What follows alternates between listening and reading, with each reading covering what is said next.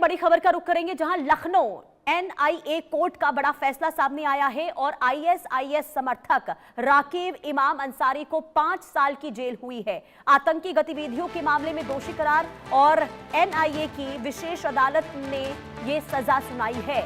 आतंक के खिलाफ सख्त संदेश यहां पर दिया गया है।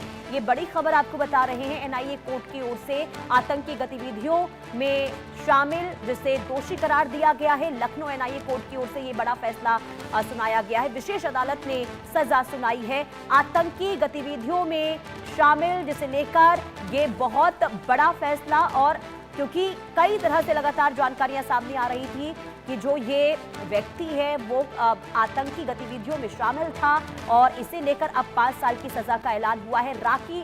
राकीब इमाम अंसारी को 5 साल की जेल हुई है और आतंकी गतिविधियों के मामले में ये दोषी करार दिया गया है। लगातार देखिए पूछताछ जांच पड़ताल इस दिशा में हुई और उसके बाद लंबी जांच प्रक्रिया के बाद आज सजा सुनाई गई है और लखनऊ की एनआईए अदालत की ओर से 5 साल की जेल हुई है। दोषी करार दिया गया है राकीब अंसारी। ये बहुत बड़ी खबर, क्योंकि लगातार देखिए क्योंकि आतंकवादी विरोधी गतिविधियों को लेकर पहले से ही प्रशासन की ओर से, सुरक्षा एजेंसियों की ओर से बड़ी कार्रवाई होती रही है और ऐसे में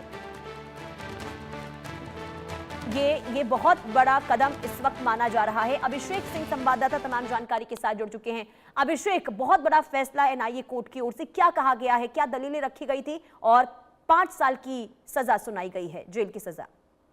देखिए 2021 में 3 लोगों को गिरफ्तार किया गया था, जिसमें आईएसआई के लिए खासतौर पर ये लोग रिक्रूट होकर देश के खिलाफ अलग अलग तरीके की खतरनाक साजिश रच रहे थे और कुछ खतरनाक घटनाओं को अंजाम देने वाले थे। इनके पास से हथियार भी बरामद किए गए थे और खतरनाक तरीके का जो लिटरेचर है वो इनके पास से बरामद हुआ था। और फिर लगातार कोर्ट में इस पूरे मामले में ट्रायल चल रहा था।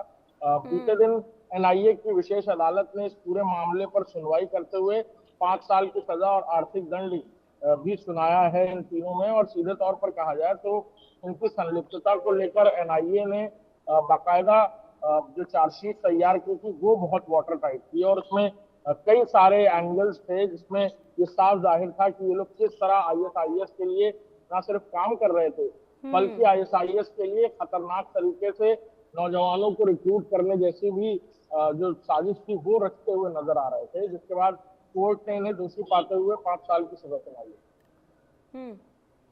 ठीक है, और कह सकते हैं कि लगातार आतंकियों को लेकर, आतंक विरोधी कामों को लेकर जो जानकारियां सामने आती रही है, इस दिशा में बहुत बड़ा संदेश देने की कोशिश हुई है। बहुत शुक्रिया अभिषेक तमाम जानकारी।